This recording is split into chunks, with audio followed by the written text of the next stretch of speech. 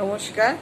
আজ আমি লগ্ন ভেদে, এই যে 12টি লগ্ন আছে, এই লগ্ন ভেদে কি কি শরীরের সমস্যা হতে পারে বা কি রোগভোগ হতে পারে বা কেমন সে থাকতে পারে, শারীরিক দিক থেকে শারীরিক স্বাস্থ্য তার কেমন হতে পারে, শারীরিক এবং মানসিক স্বাস্থ্য, এই সমস্ত বিষয় একটু আলোচনা করব।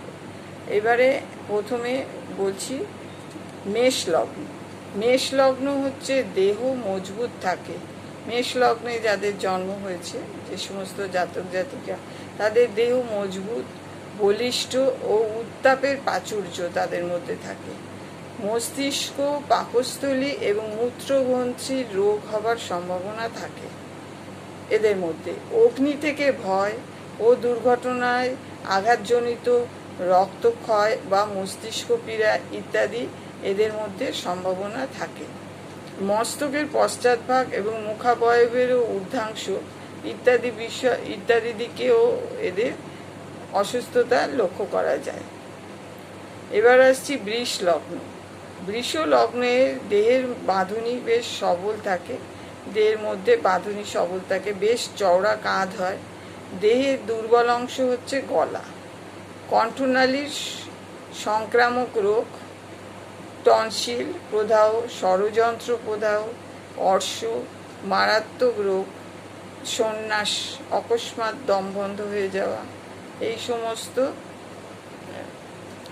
সম্ভাবনা থাকে।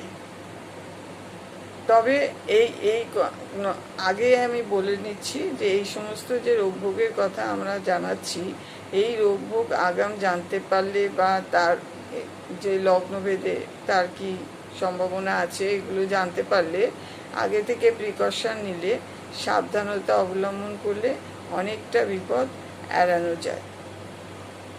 এবারে আসছি মিথুন লগ্ন। মিথুন লগ্ন হচ্ছে চঞ্চল প্রকৃতির, বহু বিষয় মস্তিষ্কের মধ্যে নিয়ে চিন্তা করে, ফলে দুশ্চিন্তা সর্বদা লেগে থাকে। সহজেই আরোগ্য লাভ করে, কিন্তু দুশ্চিন্তার জন্য স্নায়বিক রোগ হতে পারে। ফুসফুস, হস্ত, তারপরে স্কন্ধ, রক্ত দূষিত হওয়া, হাঁপানি, শ্বাসনালী, যক্ষা এবং ঠান্ডার হাত থেকে এদের সাবধান হওয়া উচিত। এটা গেল মিথুন লগ্নের বিষয়। এবার আসছি কর্কট লগ্ন। কর্কট লগ্ন হচ্ছে অতি অল্প কারণেই শরীরের বাইরে থেকে রোগ সংক্রমিত হয় এদের মধ্যে। স্বাভাবিক স্বাস্থ্য দুর্বল থাকে। ক্যান্সার, বাতিগ্রস্ত থাকে এরা, সবসময় ভাবে সে অসুস্থ। এই বাতিগ্রস্ততা ত্যাগ করতে হবে এদেরকে। গণ্ডমালা, এদের নানা রকম মানসিক দুর্বলতা থাকে, যার জন্য এরা পানাসক্ত হয়ে যায় অনেক সময়, ফলে ব্যাধিগ্রস্ত হয়ে পড়ে। এই জন্য যাতে পানাসক্ত না হয়ে পড়ে, জ্যোতিষীরা তাদের পরামর্শ দেয়। ধন্যবাদ। আজ এই পর্যন্ত।